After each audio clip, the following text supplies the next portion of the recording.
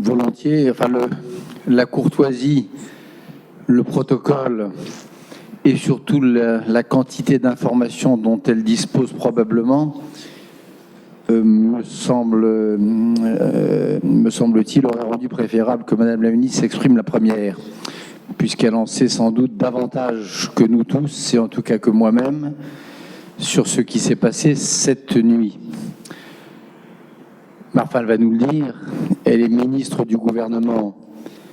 qui a décidé cette opération à 4 heures du matin. Je suppose qu'elle en connaît ce que vous appelez l'exégèse,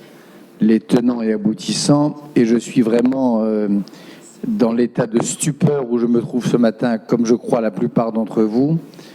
Je suis très curieux d'entendre ce qu'elle a à nous dire. En ce qui me concerne, et puisque vous me demandez de m'exprimer le premier, quoi que nous dise Madame Livnat, quoi que nous apprenions dans les jours qui viennent, et nous apprendrons peut-être, sûrement, que cette flottille de la liberté n'avait de liberté que le nom.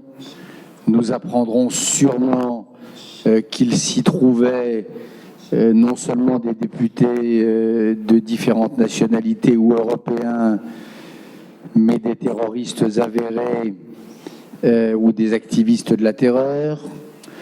Peut-être apprendrons-nous, après le choc des premières images, qu'il n'y avait pas que des bâtons du côté palestinien et qu'il, du côté du bateau, des 6 bateaux de la flottille, mais qu'il y avait aussi des armes, peut-être des armes lourdes, je ne sais pas. Mais quoi que nous apprenions, je pense que l'Israël que j'aime, l'Israël dont j'ai fait l'éloge hier soir, l'Israël dont, comme l'immense majorité de ce pays, je me sens proche, cet Israël sioniste, universaliste et humaniste dont on vient de nous parler, avait sûrement d'autres moyens de faire. Le Tzahal que j'ai vu à la manœuvre à plusieurs reprises de ma vie, cette armée israélienne animée par l'idéal unique au monde de la pureté des armes, avait, j'en suis sûr, jusqu'à preuve du contraire, d'autres manières d'arraisonner ces bateaux, d'autres manières de les empêcher d'entrer dans les eaux territoriales, d'autres manières d'empêcher ce qui était évidemment une provocation. Une étape, Israël a affaire à des adversaires redoutables,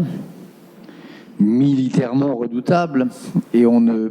négligera jamais assez la donnée stratégique nouvelle qu'est l'appui donné aux adversaires les plus radicaux d'Israël, c'est-à-dire le Hamas et le Hezbollah, par un État qui a pour projet de rayer Israël de la carte et de se doter des instruments militaires rendant possible cette suppression, c'est-à-dire l'Iran. Donc Israël a affaire à des adversaires militairement redoutables, il n'y a aucun doute là-dessus. Et un cap a été franchi depuis que l'Iran approche du seuil nucléaire. Mais Israël a affaire aussi à des adversaires politiquement redoutables, qui savent manier comme jamais les symboles, la rhétorique, les images. Israël a encore la supériorité militaire sur le premier terrain, encore les moyens, même si les Iraniens livrent à nouveau des Elzal 1 ou 2 au Hezbollah, de les empêcher de fonctionner et d'atteindre les grandes villes israéliennes. L'autre bataille, en revanche,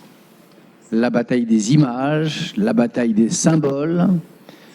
je pense que le gouvernement israélien d'aujourd'hui,